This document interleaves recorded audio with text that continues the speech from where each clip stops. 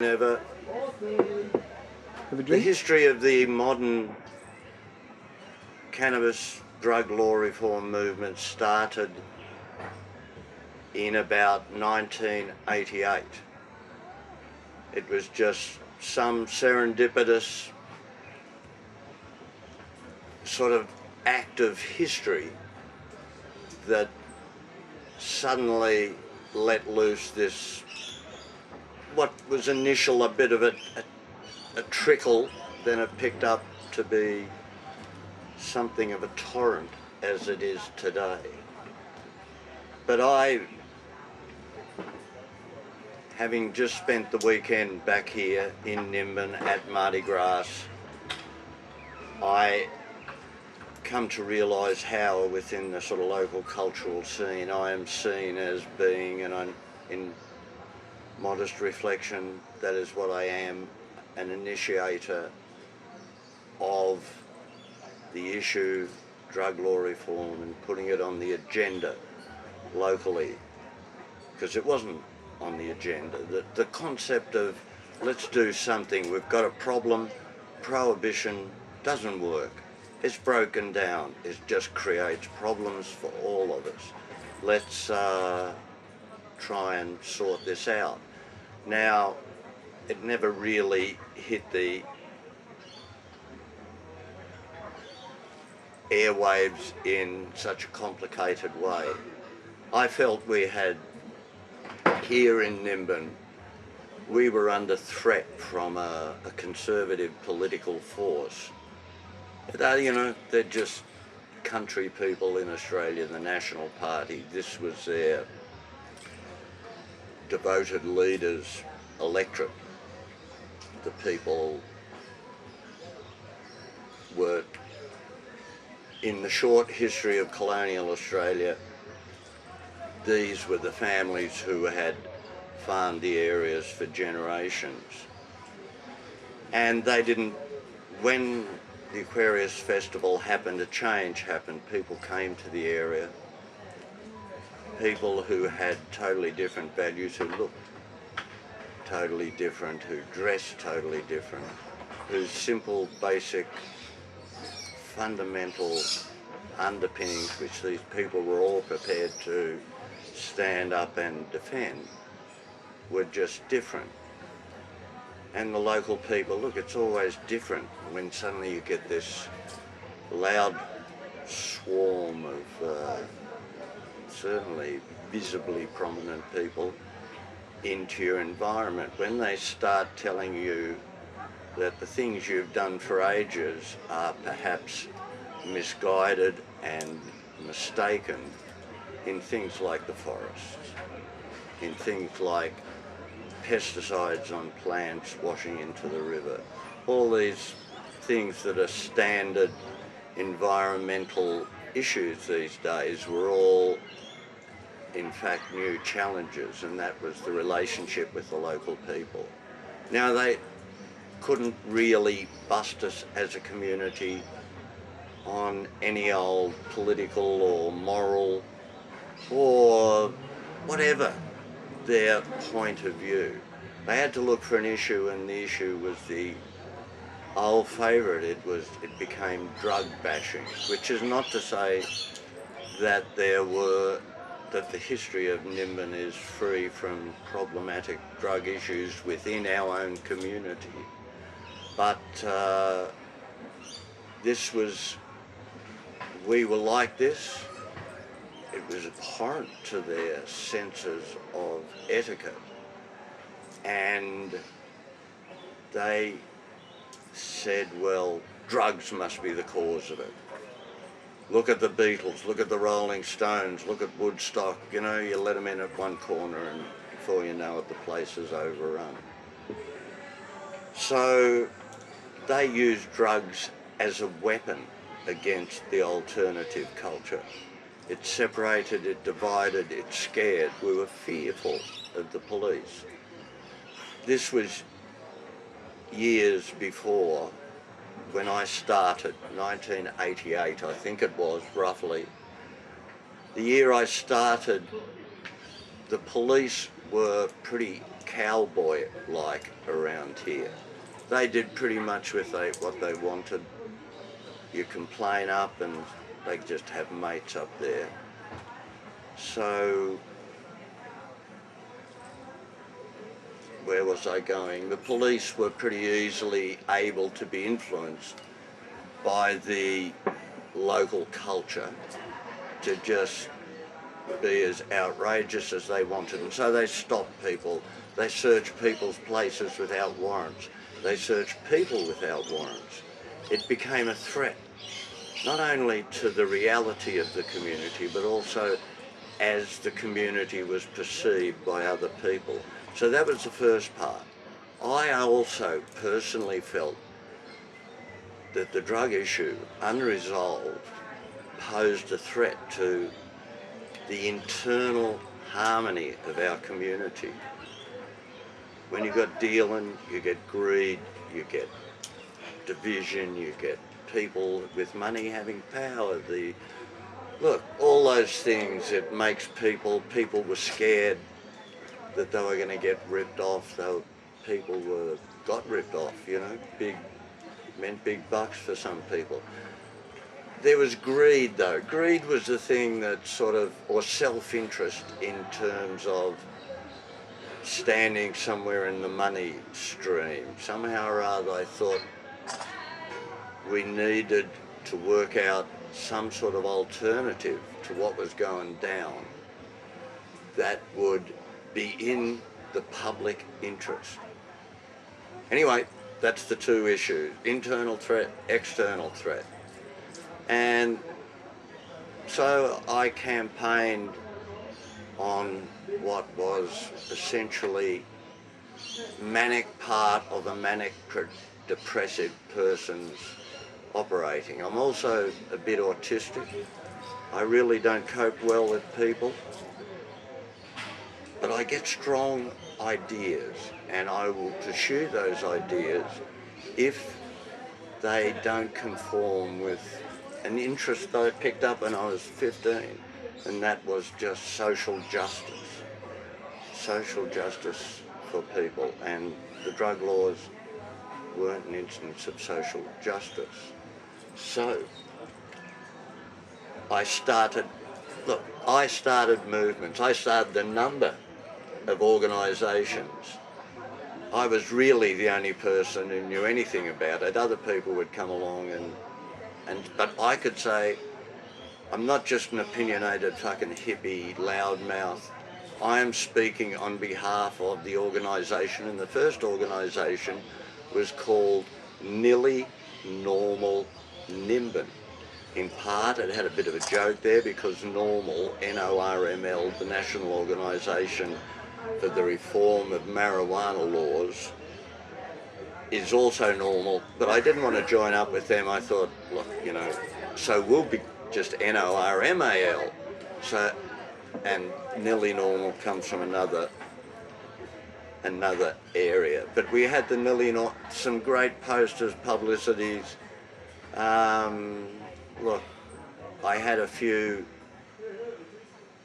really wonderful people who joined in along the way.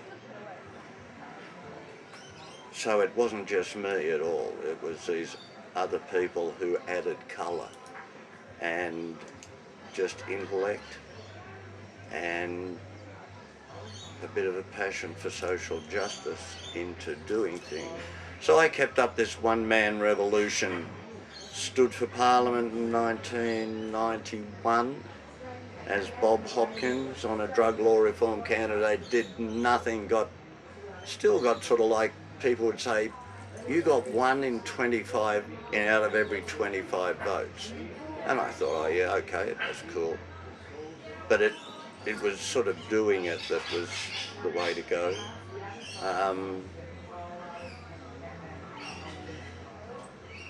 Nearly Normal Nimbin changed to Nimbin Hemp, to wit Help End Marijuana Prohibition, which was from Jack Hearer's book in America over The Emperor Wears No Clothes. He used the HEMP, Help End Marijuana, prohibition, so there was nothing, it was just something that I pinched off him.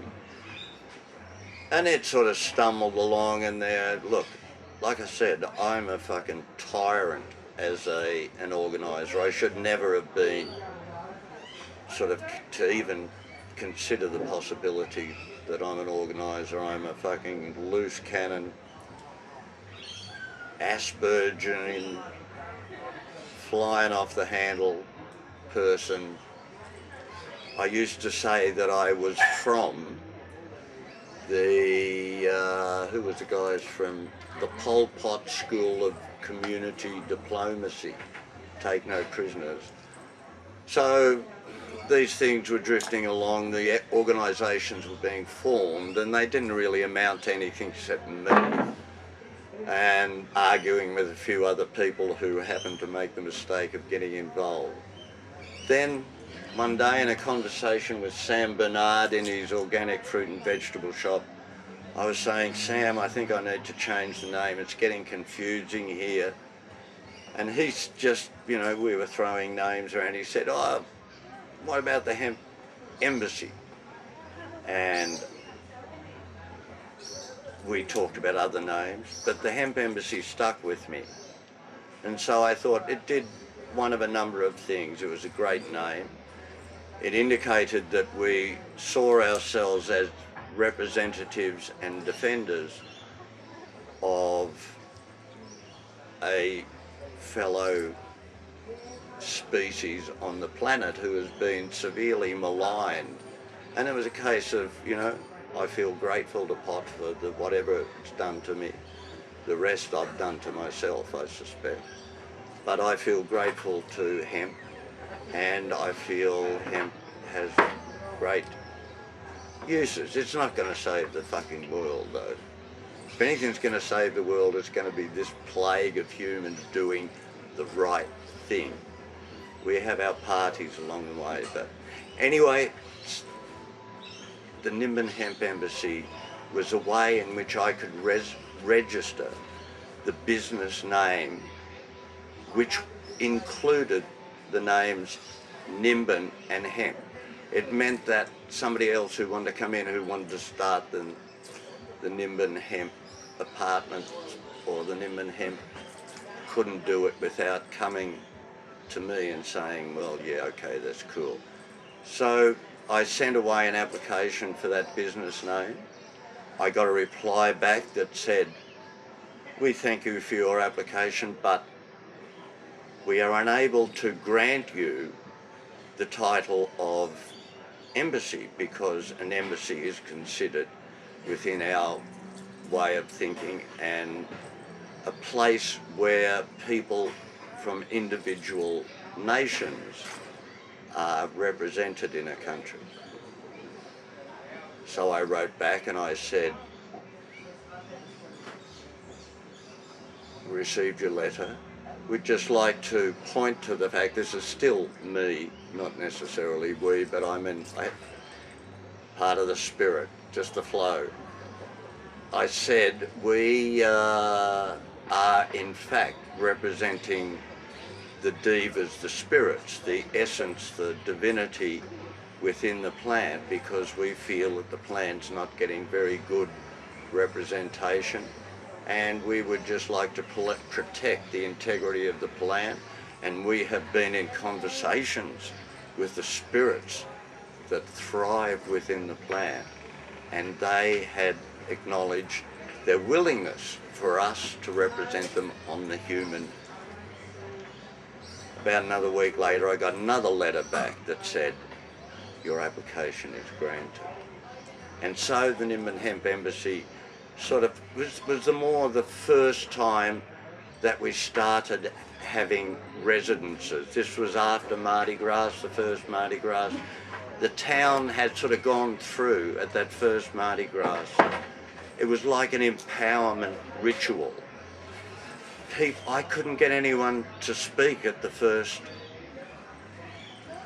meeting because people still didn't want to put their heads up. That first MardiGrass is worth probably my recollection.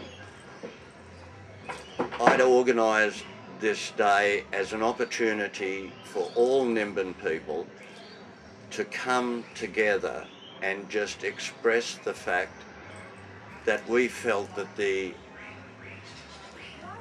area of drug prohibition, particularly as regards cannabis and particularly in regards our own community, was failing and failing badly.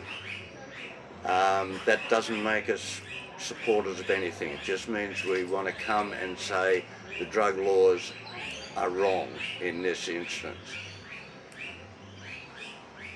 There had been a week before a group of dealers had got sort of picked up and people, and there was a bit of a minor riot at the police, you know, look, pretty soft riot. They threw toilet paper rolls at the police station and yelled, and generally got a bit of publicity though, and it looked like the Nimbin community, to my mind, could be seen to be these impulsive, not particularly well coordinated idea. So I thought, let's gather together and we'll march from the Bushfact march in the old protest terms. We'd walk up together from the Bush Factory to the police station, say our regards, and then walk back and have a meeting. The council refused us permission to meet in the park. We started off, I was just so concerned with getting it together that I knew there was probably about 50 or so people with us down there. There was Michael Balderstone and his team of helpers from the Nimbin Museum, who had created the first big joint, which was, so there was big joint. There was my friend Donato Rosella, a great champion of carnival around here. He, musical instrument, big baritone saxophone. Well, he could have been just on his alto, I can't remember, but it was him. A couple of drummers that we could trust to keep some sort of beat going. I had a tuba. As I'd said before, I couldn't get speakers here at the meeting after that first protest rally. And so, as well as myself, I advertised the Plantum, that the Plantum needed to be in costume. And when I was down there, I was in the Plantum costume, I dressed as a nun. Look, I'm quite proud of that day in terms of theatrical egotism. So there was me with a tuba in a nun's outfit, just hell-bent on getting this thing off the road. Donato was walking beside me saying, this is the pace we keep, we don't go fast, we don't go fast. And there it was, 50 sort of people straggled out of the Bush Theatre car park. And I noticed as we were going, but I was just so into trying to get some sort of coherence on the tuba, trying to keep Don's pace, tried to do all these things, and I noticed there were people standing along the road edge, just cheering and being generally positive about the thing.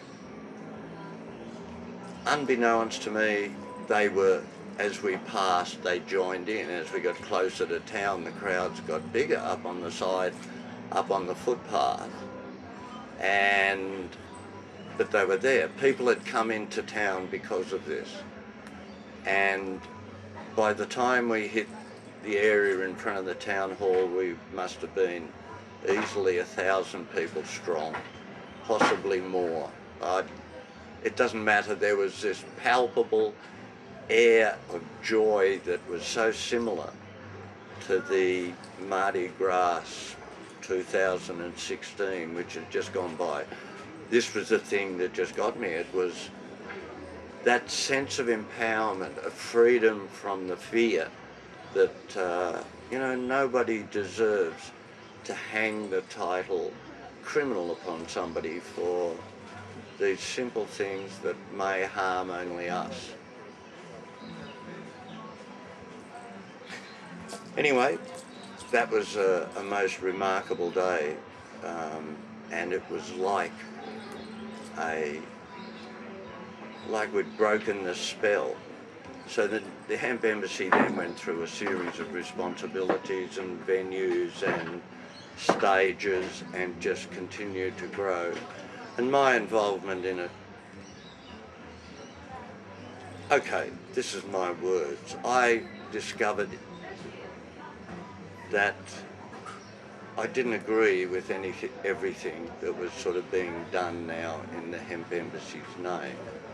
There are two things particularly that worry me, and they still cause me to cringe when I see them in their extreme form.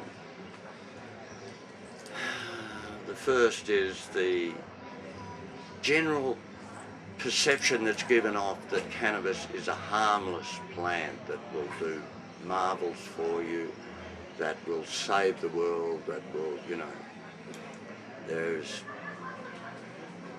everybody must get stoned. Now, I don't agree with this. I believe that like every substance, there is positive use, there is negative use. Anyway, I felt that there was the need for us to say, hey, we got to be careful about how we promote the image of cannabis to the world, and particularly because we live in such a mobile, youth-involved culture that we don't. I'm a great believer in sobriety, and there is life after marijuana and there is life before marijuana, and you really don't need to smoke marijuana to live a full and creative life. If you're an adult and some evening you think it might sound like a good one to try, and like I say, that you're an adult, it'd be interesting for you to see what it means. And if you're the person who's even thinking about smoking a joint, then you're pretty much on the way to some general direction. So that's the first thing. I just felt we ought to be, and we ought to be careful about how we are seen to promote the use of cannabis. I believe it is a very dangerous area, and not an area that helps us to get support in that middle area of Australia. The other thing that I don't like is dealing. Never liked dealing.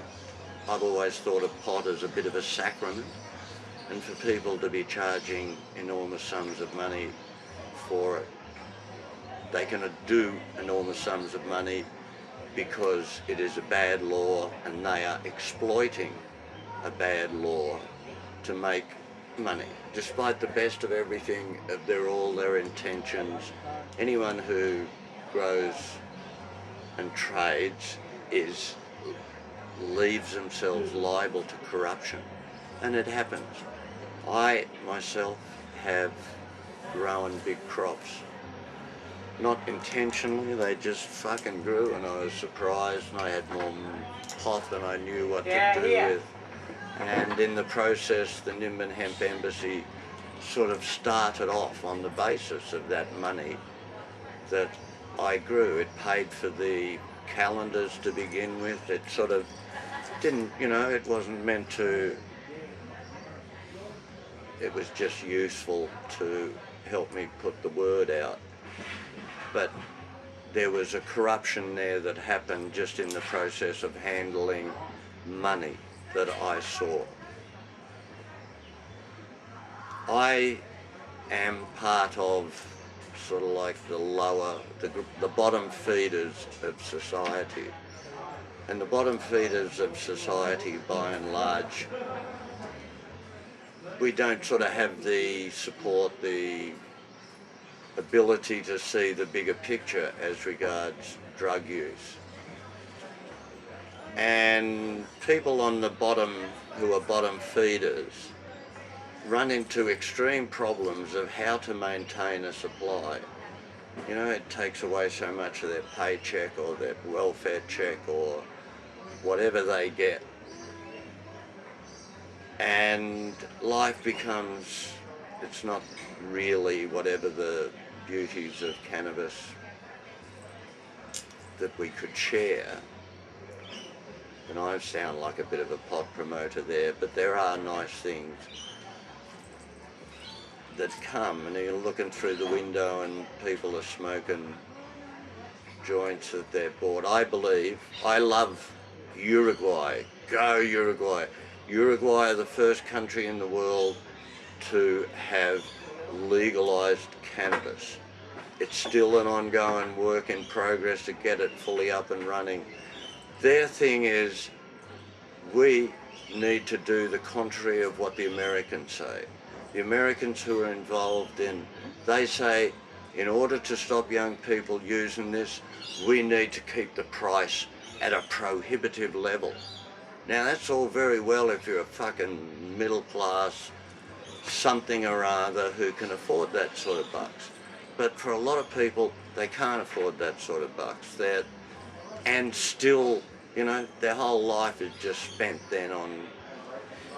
In Uruguay, you register with the government as a cannabis user. You become eligible to 40 grams, that's roughly 1.5 ounces of cannabis, grown under conditions so that you know what you're getting. You're not getting some fucking dumb shit stuff, and you're not getting some blow your head off type stuff. You're getting good quality cannabis. You pay $40 for that for the month, $1 a gram. Here in Australia, we pay over $10 a gram around here. You can also, in Uruguay, grow your own, or you can join a club of people who gather together and have a cooperative garden so that you keep the supply up essentially to yourself, so that you don't have to go out there and, you know, wonder about these things. But the price is so fucking low, an ounce a gram, you're not going to be tempted to go out there and start selling. You might give away some of your pot to somebody, but the little card that registers you as a cannabis user, to me, is really important. With that little card, you get data about, well, okay, they're hanging in, they're doing their 40, they might tell us, we've got, you know, they've joined a cannabis growing club that, you know, they're doing all right, they touch base with us, they're not having any problems, they're keeping it away from their kids, they're, you know, being discreet, but at the same time feeling whatever they feel, whether... I dig all that. The Uruguayan government and Papa Mujica, the president of Uruguay, who was the generals controlled Uruguay for about 10 or 15 years, like it was in Argentina and Chile and Bolivia, everywhere, the generals. And there was an underground, and Mujica was a member of the underground. At one stage he spent 2 years at the bottom of a well being kept prisoner. But like Nelson Mandela, he survived and he came out. Things changed. He eventually was voted president of Uruguay. He, in his opening terms, he legalized abortion, which in Latin America is unfucking known. It's just against everything. He legalized gay marriage and he legalized cannabis production. Well, he said in play. His thing was, you fucking take on the cartels at their own game. You beat them down for price. You undercut them, but you don't encourage people to use. But that's how you get rid of crime. And look, the Americans sort of say the opposite, the people who are involved. And I think, how are you going to stop an underground movement? You know, people, it's still this battle for fucking elbows for market position.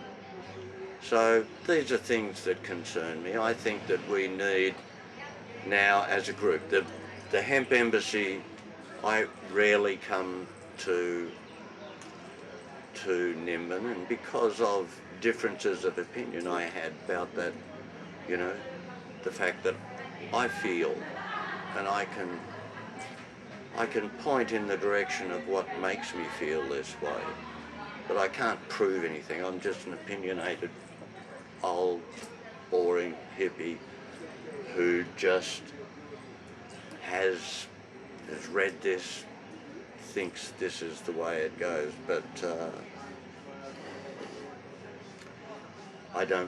I think that maybe the aim of drug law reform should be to reduce, or at least reduce, any notion of harm and discomfort for everybody within the community.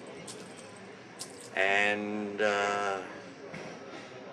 it doesn't really take all that much doing, I feel. It was interesting to see how far we've come here, to see the culture strong. I still think we need intelligent conversations about where do we go from here, instead of still saying the laws are wrong, no, the laws are right, the laws are fucking this, the laws are that.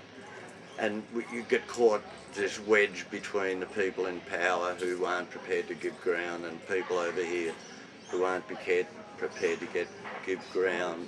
And in amongst all this, I think there is harmful stuff happening in the media, in the social media, people making exaggerated claims for cannabis. Cannabis is just something else that we may or may not encounter in our life. We certainly won't be lesser people because we haven't tried cannabis.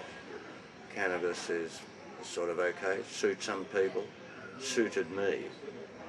I spent my young and early life I have since discovered I'm sort of on the autism spectrum. I sort of fall into this group of people called Asperger's, which is a difficulty in coping with people, difficulty in finding a place in society and understanding a place in society. And when I first smoked pot, the world changed for me. I was sort of in a magic realm. This last year I've been working with, they invited me to proofread a book that they'd published on how to quit cannabis. And I'm happy to do that if there's people out there drawing up a game plan. If you want to get out of your head, if you're that sort of person, that's good. But I had a bit of difficulty with some of the earlier stuff. It said, there was the heading, why do people take cannabis? Well, people take cannabis because they're bored, or their friends tell them to, and they just get caught into that cycle of being slave to your friends. But I said, but no, look, this wasn't why I smoked cannabis. I smoked cannabis because it made me a different person. That wasn't me. I didn't have to deal with that shy person, the person who couldn't get I couldn't talk to anyone. I couldn't talk to girls. Fuck, man, I was, life was really quite bound by the social consciousness, or not just an individual personal consciousness. And that first joint took that away. Suddenly I was everything I ever wanted to be and capable of everything I ever wanted to do. Now, since that time, I have seen that it really probably helps to have someone who is a wise elder to guide you along the path. I've made every mistake that comes from an ill-considered use of cannabis. Most particularly, I feel that the people who have suffered most from my use of cannabis have been my family. And look, cannabis makes you a bit selfish egotistically, maybe less caring, unless you've got some sort of social support network that can bounce you back up again and, you know, chill you out, sit you down quietly and take it away. Now, in the cannabis world, we're not really given to that. Well, it doesn't seem like, well, we haven't developed it yet, but I'm saying compassion needs to come into this whole thing quite substantially.